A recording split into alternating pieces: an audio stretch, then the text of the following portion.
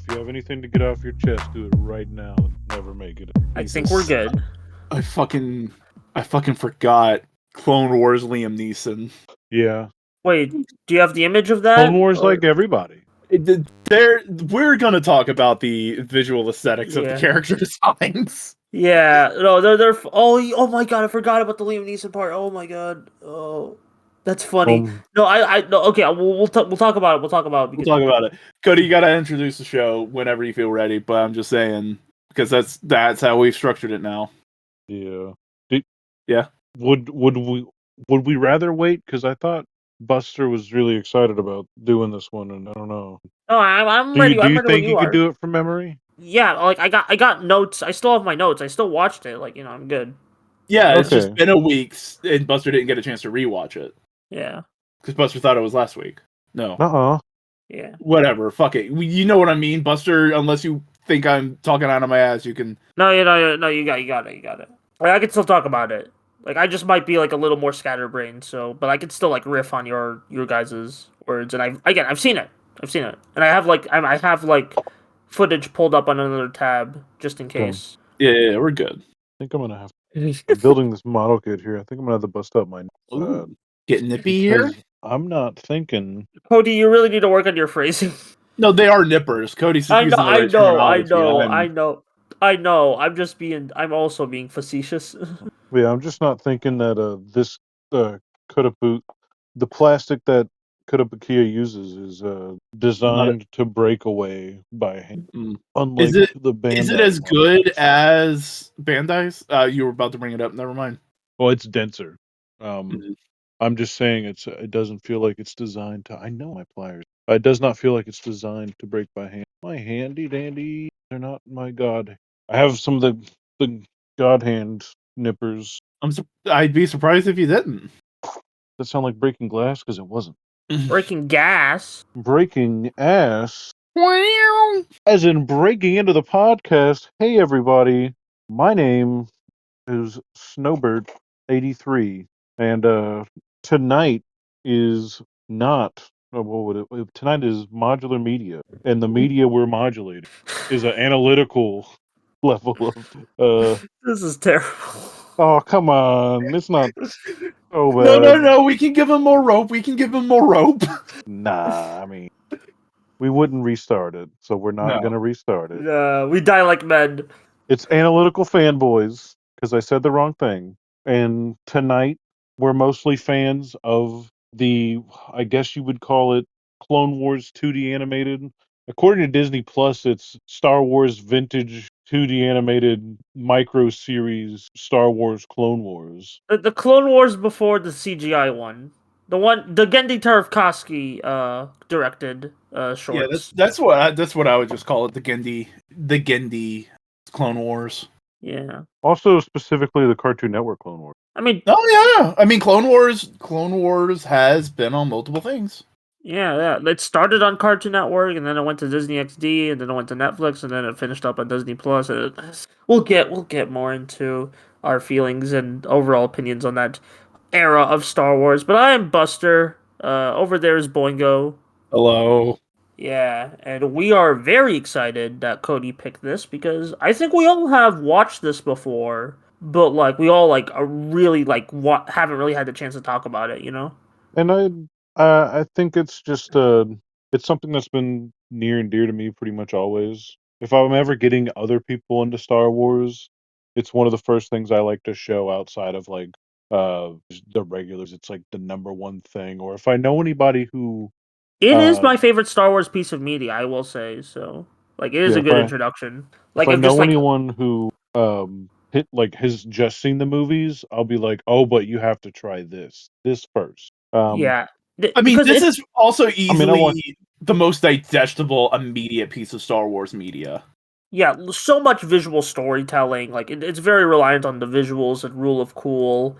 And just, so, like, it's very simple. There's story and character arcs. It's just more basic. And it's also just, it takes place, it has a direct canon in between movies 2 and 3 of the prequels. So, like, you could just easily slot that in, and there's not really much contradiction, because this was, I think this was produced, like, at least because there's technically two seasons of the micro series. There's the first season, which was more shorter, like more short episodes, but still had like an ongoing like war attached to it. And then there was season two, which was more of like a full on like connected, serialized. Like each one was more like flew. Each episode flew more into the next. Um, and like that, and they both got compiled into like mini movies on DVD and stuff. And like I think that's how they're showed on Disney Plus. I could be wrong. I don't have Disney Plus, so Yeah, on Disney Plus they show it off as 2 hours each. yeah, like 2 hour And movies. That's how they showed on the DVD. and it's been found like that on a few other streaming services before Disney Plus existed as well. One odd thing though is like, I mean, it was like originally like the short format. But even following like the actual Disney Plus version, about 13 minutes into the second episode is when there is a literal change from phase one, everything Clone Trooper, to phase two, Clone Trooper, Clone Wars aesthetic to Revenge of the Sith aesthetic. Yeah.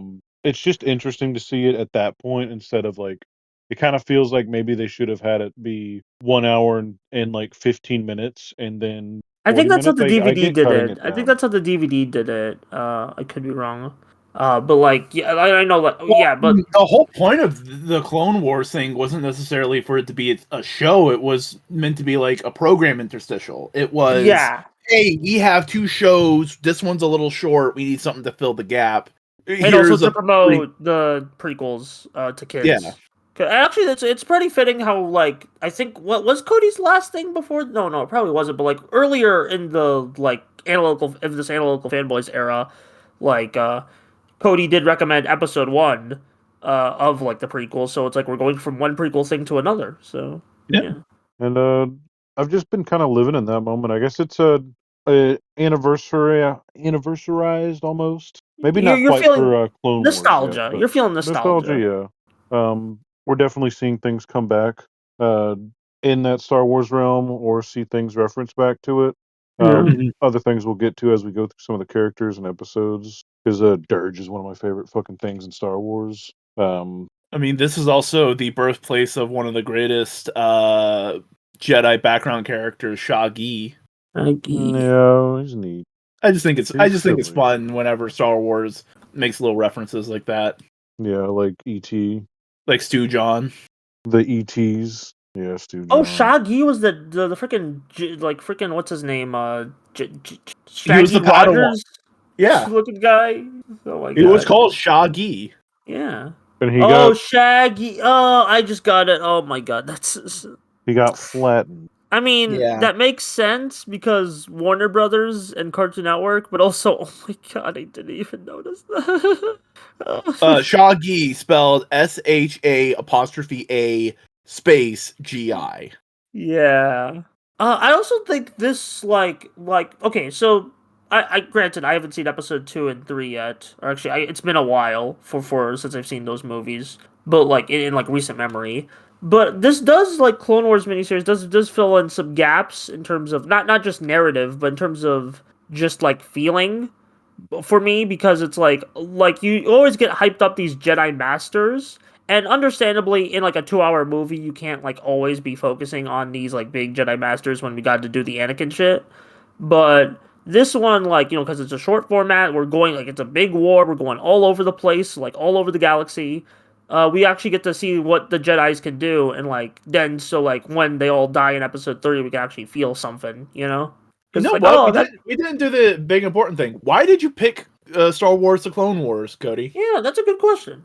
Well, that's kind of what I was getting into. I was saying that it was more of just the feel of it, and I always try to go with something that like either I'm like immediately interested in. I'm like, oh man, we all got to check this out, or something where I'm like, I strongly love this piece of media, and I feel like we should all share it, whether we all have seen it before and just talk about it again with a new perspective, or just an excuse just to rewatch something. Even that I think is Yeah. still merits. But I mean, this is something that I rewatch kind of like annually, anyways. But I don't know. I mean, like that's pretty much it. I felt like reliving this with all of y'all. Yeah, like these are really good cartoons. Like of course Genndy Tartakovsky, guy behind Dexter's Lab and Samurai Jack. You know, bringing his expertise, him and the crew bringing their expertise to this, to Star Wars. Like just giving it like even more like hype and 2D, this really beautiful 2D animation.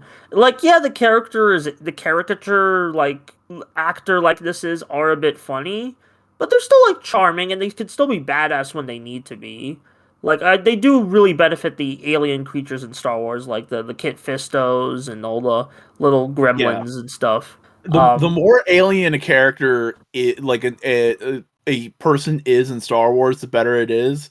And that's not to say that the human designs are bad. It's just very heavily stylized and very caricature, and to a point, it sometimes becomes funny. Yeah, like the Liam Neeson flashback with Qui-Gon Jinn. Because That's like you cannot argue that does not look like Liam fucking Neeson. But Jesus Christ, that's Liam Neeson. that's big nose, big nose. They give The force smells. the I force think. smell. Yeah. And then like well we're just gonna jump around a bit because I mean the micro series jumps around a bit. But man, the Mace Windu fight that they have is still one of my favorite Star Wars moments. That lives rent free in my head. Like the Mace Oh, Windu absolutely. like Dynasty Oh, yeah. Warriors ass, like You know what? Dynasty Warrior Star Wars would fucking go hard. I want it to happen. I've been wanting it since I played Hyrule Warriors. One of my biggest critiques of like any Star Wars media, honestly, from that point on, has always been that like, because also this kind of like capsulizes like a specific time for Star Wars for me, just because of the sounds and the aesthetics they were using in both this and like the level of power we were seeing. We weren't really seeing stuff like that in other places, and then we end up getting Force Unleashed around the same time, uh, giving us, even more incredible like force wielders. And I always felt like everything after that, like they kind of felt like it disconnected because it we never really got back into seeing crazy levels of force until very recently. The like one of the Yeah. final movies, and then some of the stuff we've seen in Mandalorian and whatnot. Would you Um, say the Force Unleashed was this level of Force stuff? Because I only played the DS version. No, yeah, on the PS3, I can confirm. Like, there was some like crazy stuff you could do with the Force on the HD Starkiller SKUs. uses the Force to pull down a Star Destroyer Yeah, he does like a into a lot of city. like not even just like action stuff, but like platforming and stuff. It's crazy. But really quick, on the point of Mace Windu, that fight scene is great. That the action's fantastic and wonderful. Just a small thing about the sound design whenever he's using the Force to make himself go really fast, and it's just hilarious. Yeah, there's like there is some silly like moments, but it's like Star Wars has always kind of had like a silly edge to it. So I feel like it is accented quite well here. I don't know. It just like I don't really see it as a negative. Like No, I'm not even bringing it up as a negative. It's just more of yeah like I think it's funny. It's just the yeah way that they're no like, yeah, he's running really fast. What does that yeah sound like? Well, I mean, his feet are hitting the ground really fast, so it's yeah. you know. Yeah, it There's does kind a of have that like DIY charm that the New Hope had when it was like originally released, Like where it's like, yeah, it's still polished, but there's still like those little silly pulpy elements to it where it's like, yeah, like this is Star Wars, You get what I mean? yeah, and I mean, I feel like a lot of the other movies still tend to have some of that in it, but we get a lot of uh kind of set up for Clone Wars, because I mean this was directly Yeah, inspired to that, or it was did it? it did like this was the format of like these character designs and like these aesthetics would get adapted into the CGI series by Dave Filoni and stuff. Like Yeah, I'm like looking on the Wikipedia page, and it literally says like, yeah, no, it would eventually like the CG show is directly meant to be a yeah. continuation. You can kind of tell from the character designs because like they just kind of adapted the caricature into like 3D models like for Yeah, the CG show. It took a bit to like be like polished because the movie was a bit rough, but like I think by the season 1 it looked fine. Um, I will say that the clones changed the most between the two Yeah, series. yeah, because Um, they didn't like despite it being called the Clone Wars, this is more of a Jedi story, I'd argue. Yeah. I mean, the clones do some badass like tactical shit together. Yeah. The clones get some great action beats, but they're not really like Characters, their background yeah. details. Yeah, like much like in the movies, like it wasn't until the CGI show where they're like, "Hey, wait a minute, what do the clones feel?" And that's where we got like some great characters like Captain Rex and the Boys. I mean, we start seeing a little bit of that with Cody and Obi-Wan in the what would be season 3, but the second movie compilation. Yes, When he's on the rain planet. Yeah, I know what you mean, Yeah. but just like man, the freaking categorization of this series is confusing as shit.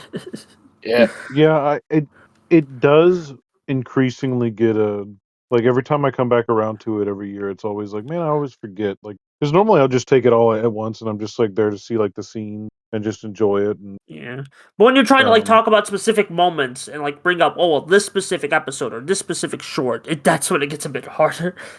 yeah, It very much is, though. I think that's also part of the problem. Not necessarily a problem, but just more a problem we are imposing because of the way we talk about things is that it was never intended to be structured like that. It was meant to be like you're watching Dexter's Lab and you just get a random bit, not even like in order. Yeah. You know? Yeah. Like here's a little vignette of like, hey, go watch the new Star Wars movies, kids. Go buy toys, And yes, there is an order to it that we can watch now.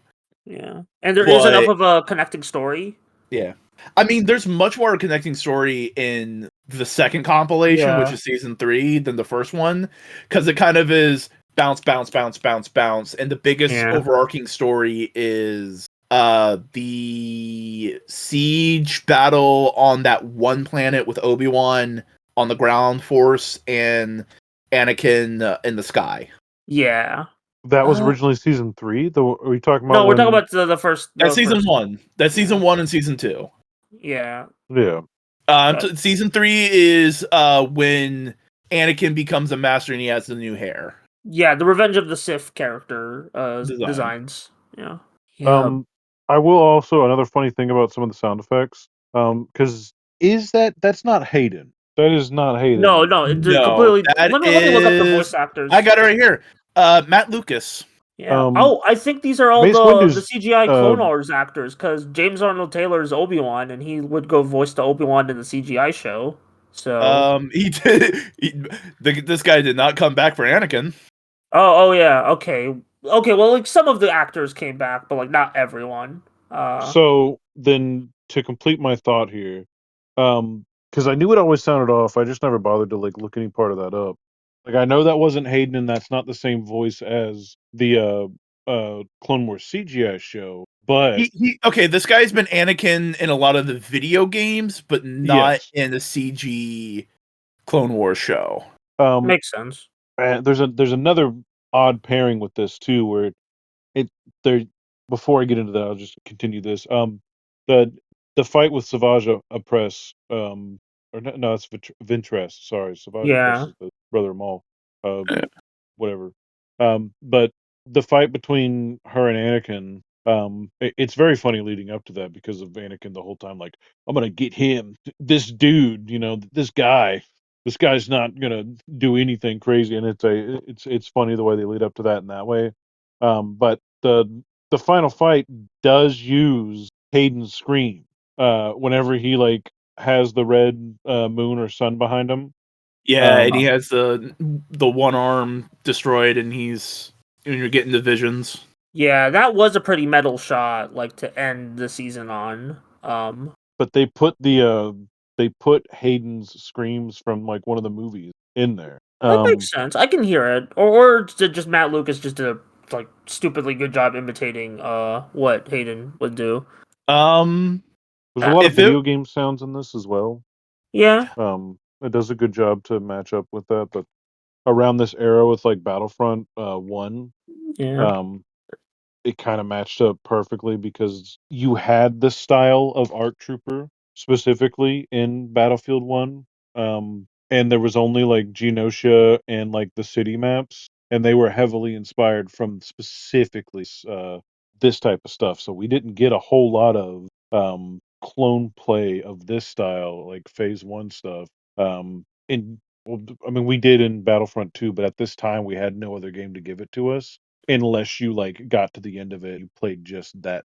It just that had like it gave like the Star Wars a sense of unity back then with like how everything still felt. I mean, yeah, I get but even with the different art styles, the sounds were the same, and the overall styling of ships and stuff like that were the Yeah. same. The same Um, like template was used for all the design work. For it was like the same people were working on it. Like George Lucas and the boys were still like yeah, I don't want to like mythologize them. I'm just saying like the reason everything just feels so consistent is probably because it was like that Lucas and the boys were overseeing like everything. So it wasn't just like okay, here's you do this, you do that, you know.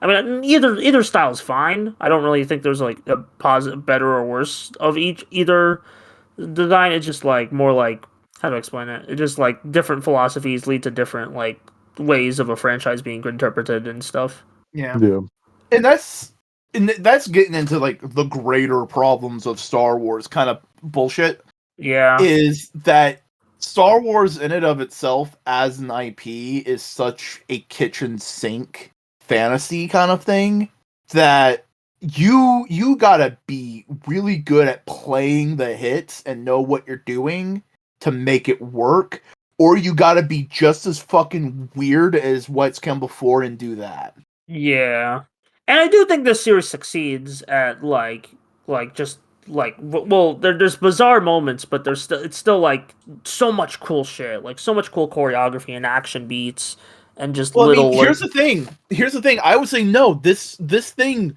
knew it wanted to do something new and cool and fresh with Star Wars yeah.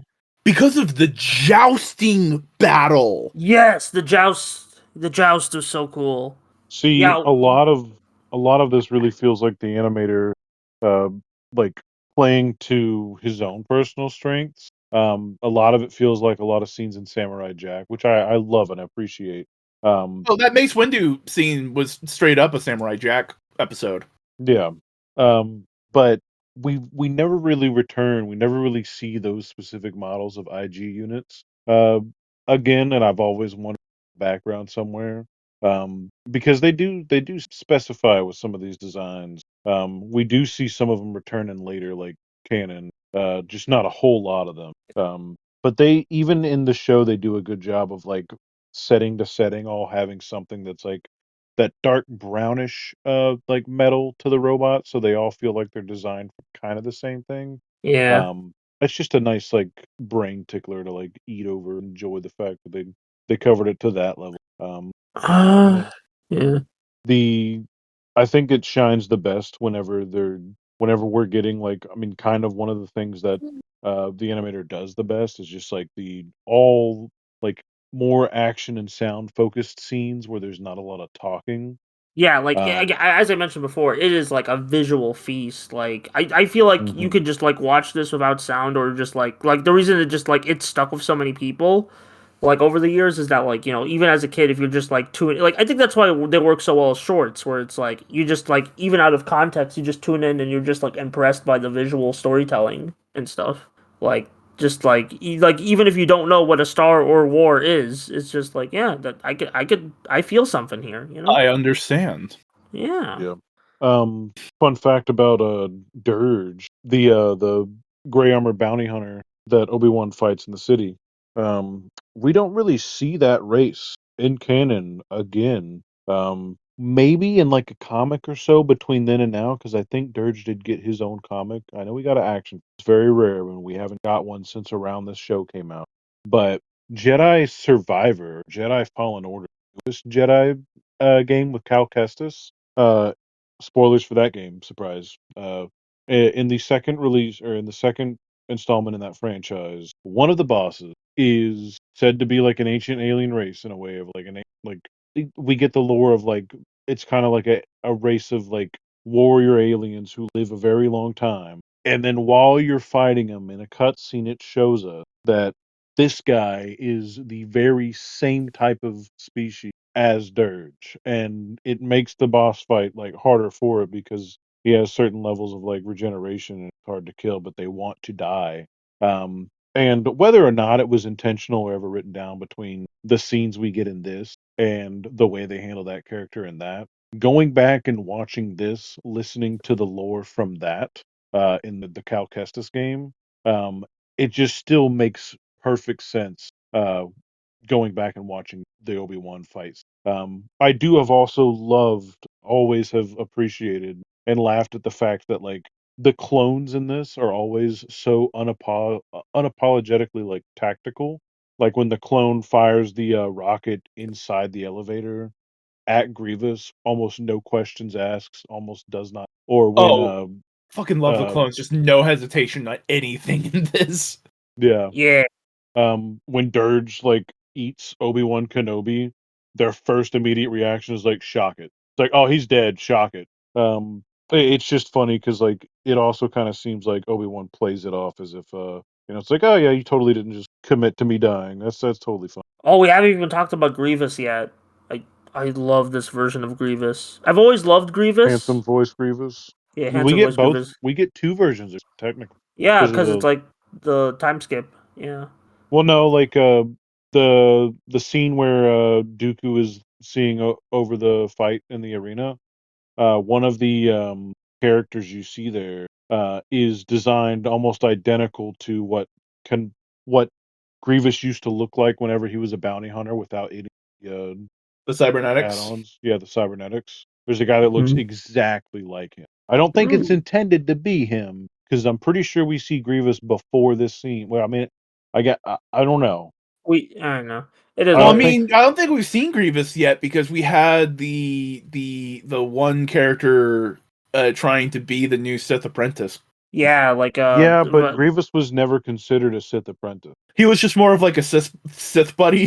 Sith Just buddy. like, hey, what's up? No, he even in the movies, even if you're sticking to just what happens on scene, and no extra media, it is said that Grievous was trained by Count Dooku in Jedi arts, but not to be a Sith. He has no Force capability. He never has. Well, like point is, Um, I loved like I've always loved Grievous like from when I watched the CGI show and like going back to the 2D show. Oh my god, he's even cooler here. Oh my god, like just like his like the handsome voice as previously mentioned, the freaking just the way like his character design translated to 2D, this menacing introduction where he takes out all the Jedi and he like he just does all these like spider like movements. It's crazy cool, man. Uh, yeah, and also just the entire third season where he just keeps chasing down uh Palpatine, I think it is, or yeah, yeah, yeah, that Yeah, was just cool as shit, man. He's just like a really intimidating, Grievous is a false flag operation yeah, false flag. To like just like make sure, yeah, just to make to keep sure the it's like Jedi, like to make keep the Jedi going. Like this is what needs to be happening, kind of thing. yeah.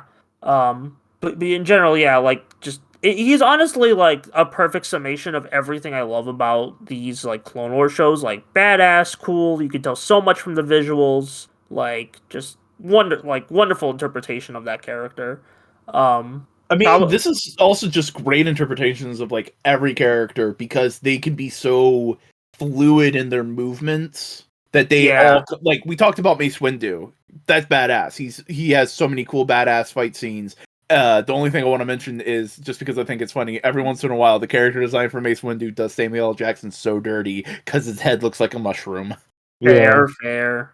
Um, but he looks badass. All the like miscellaneous side Jedi get really cool moments to shine. Yeah, your Kit Fistos. Yeah, the The Kit Fisto in this is fantastic because we never get to see shirtless Kit Fisto in the movie, which is a yes, fucking disappointment. shit. Big shame.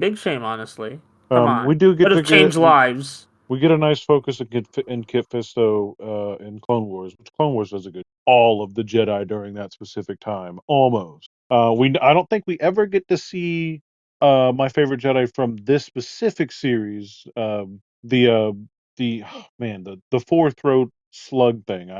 They're all over. Oh yeah. The one I He always feel like he screams at looks. him.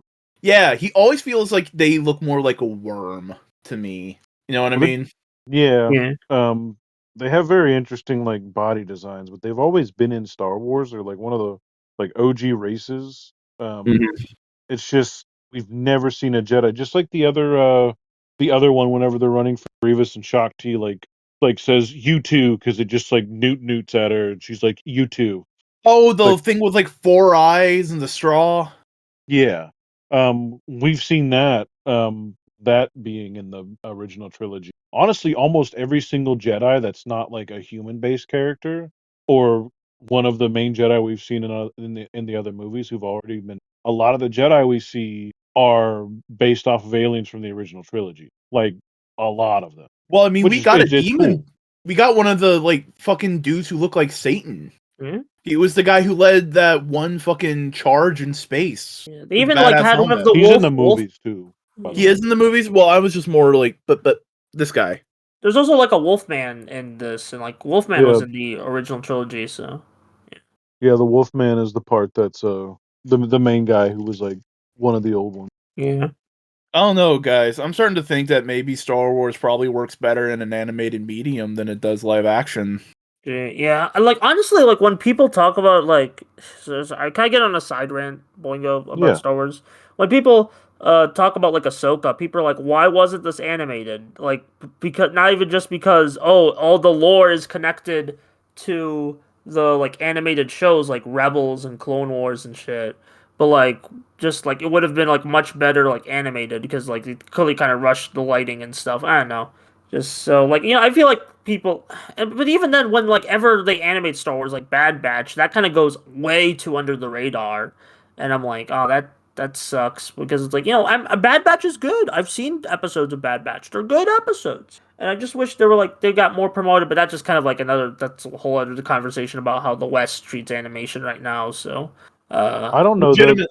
I don't Go. know that Bad Batch doesn't get promoted. I mean, I don't know. Like well, I like It really doesn't don't get know about promoted that. Like in the they get like. I can see what Buster's saying because like you talk to people who are like, oh fuck yeah, animation. It's always the contemporary twee thing on Disney or Cartoon Network yeah, or occasionally Netflix. occasionally Netflix or the current anime du jour at the moment. Like American action cartoons fall by the wayside a lot. Yeah, like both are you meaning for like outside of yeah, like outside of Star Outside of Star Wars. Wars, like I'm in general animation circles.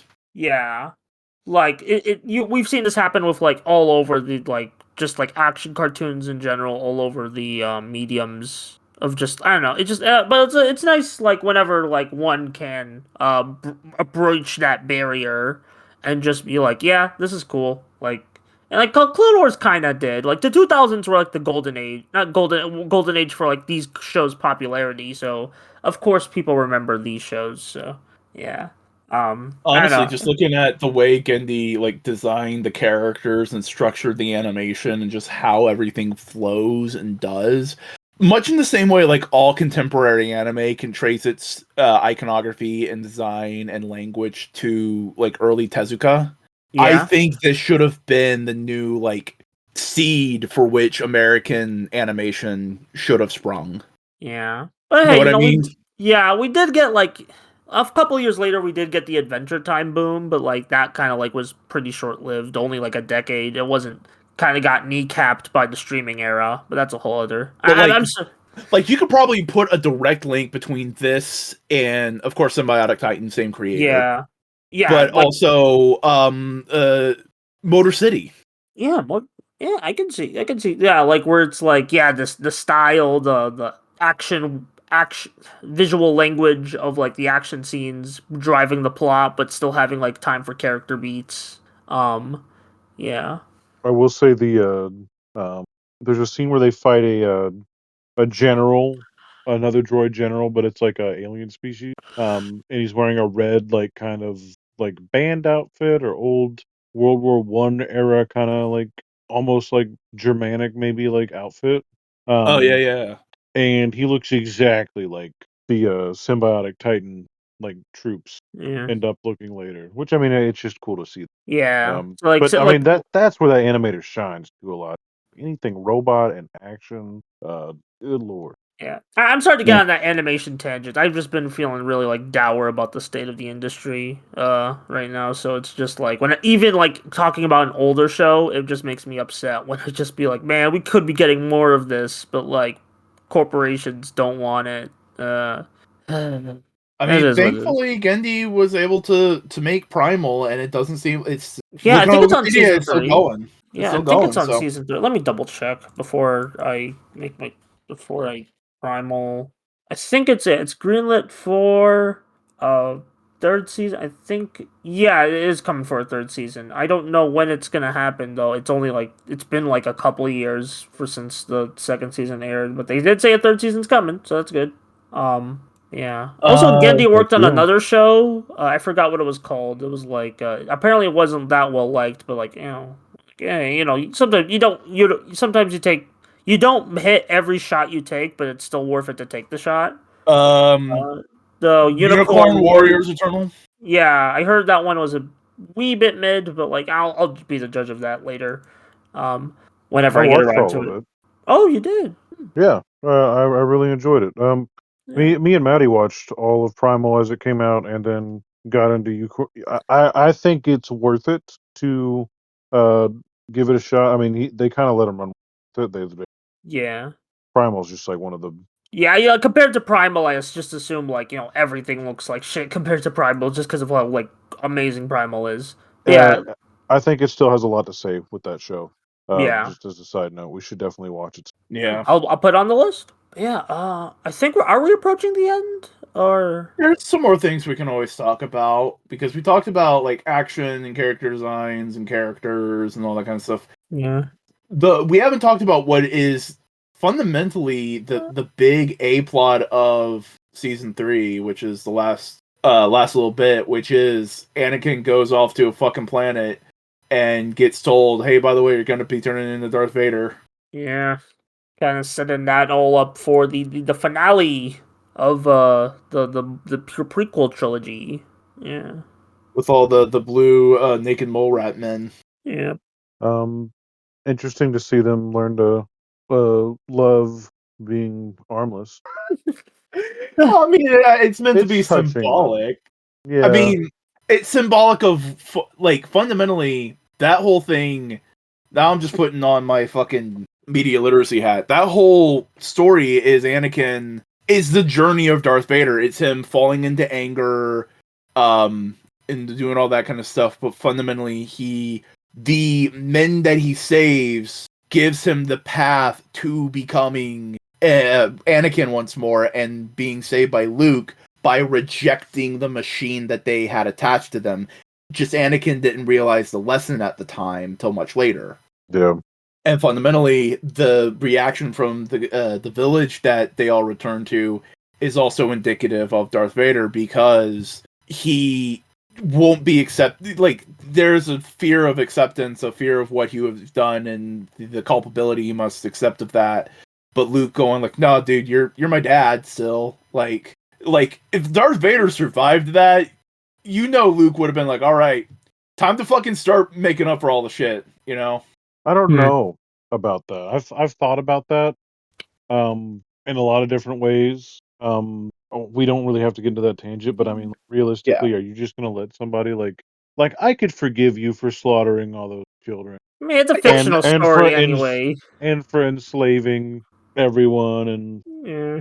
I don't think fundamentally I don't forgiveness is a strong sense of the word. I think it's hey, you've seen that you've done wrong and I understand that like you have been through some shit, but yet we need to work through it all and you need to do something more. That's Yeah, why reluctant alliances. Reluctant alliances. that's why in Star Wars, whenever bad character realize they did bad things, they have to die because the stakes are always so big. Like it's kind of hard to come back from that. yeah, Yeah. it's easier just Unfortunately, to be that like, all also leads right, to some other tropes later down in other media, but that's a whole other conversation. It's easier to go like, yeah, I've done bad and I regret it. Whoops, I'm dead. Yeah, it's easier in Star Wars, but like in other media, like it's like it can be a whole other thing. But that's a Yeah. story for another day. But like, yeah, I did enjoy revisiting Clone Wars both in this conversation and like just like watching it. Just like again, it's one of my favorite Star Wars things. It's just always hard to describe and get in depth because I just feel like all my love for it is still very surface level at the end of the day. Which is kind of bad when you're in a show called Analytical Fanboys.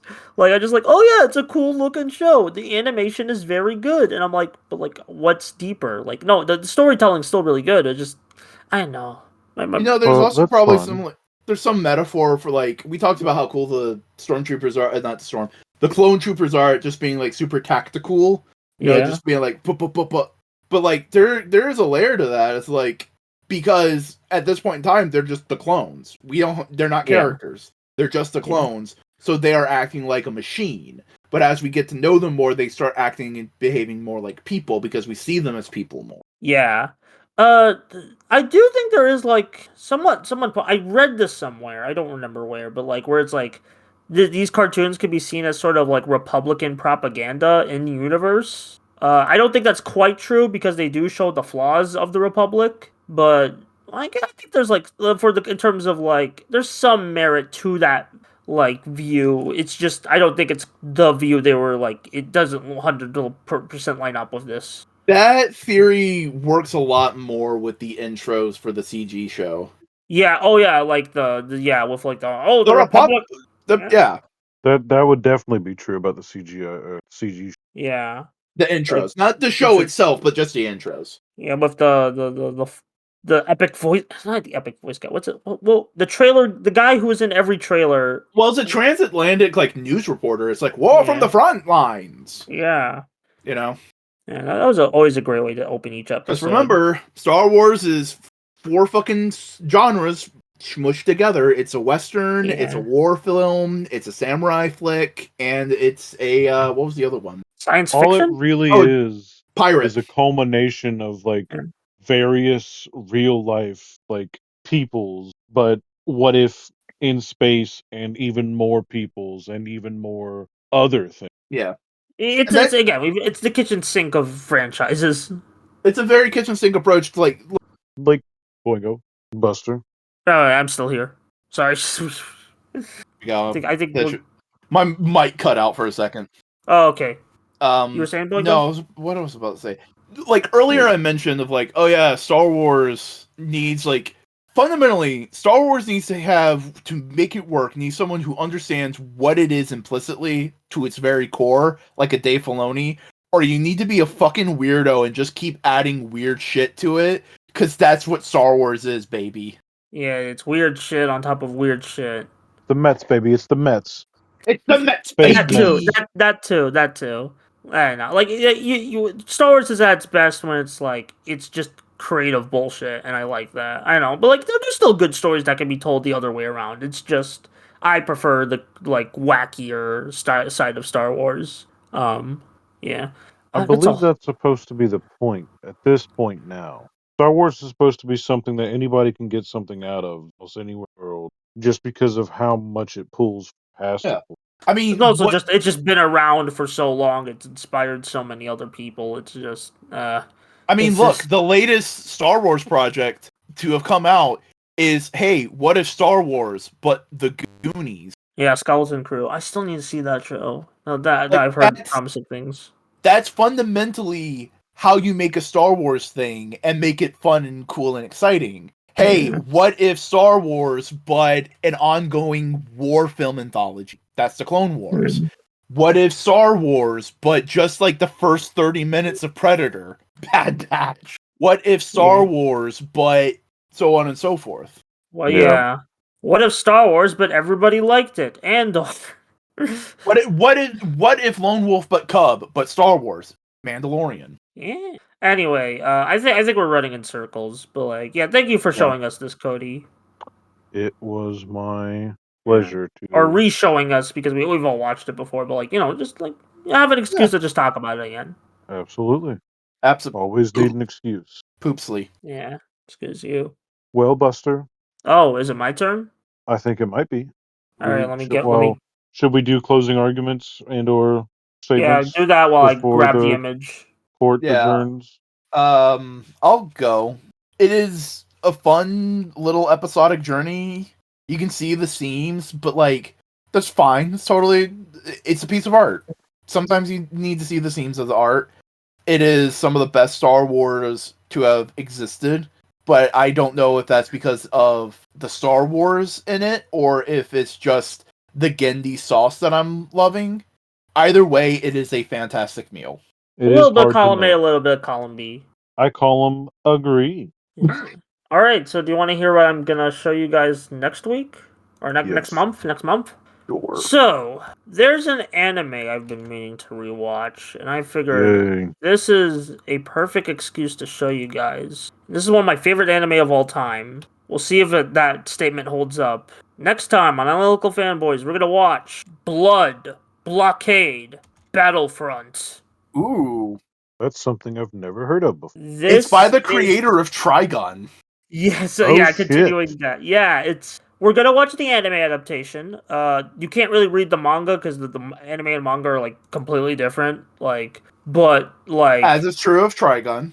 as it's true of Trigun, as it's true of like most works by the author, Yasuhiro Naito, yeah, that's his name.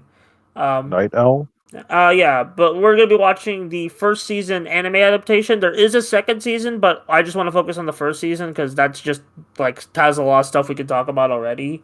So yeah, Well, hell yeah, I'm excited. yeah, it's a 12 Oh, yeah. episodes. I think one of the last episodes is a director's cut. So like, if you stream it or something, just be warned.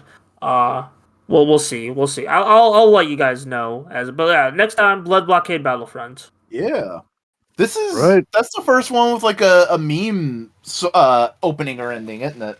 Yeah, the first season has a very famous ED, but I prefer the OP. The OP is still like one of the most beautiful things I've ever heard, but we'll get to that when we. I'm next more month. just making reference to the fact that whatever. Yeah. We'll talk about it in the next Analytical Fanboys, everybody. Subscribe to the channel, follow us on podcasting platform of your choice. Go follow us on any of our social media platforms. But beep beep boop boop. Piss and tits. Isn't it? Bits and piss.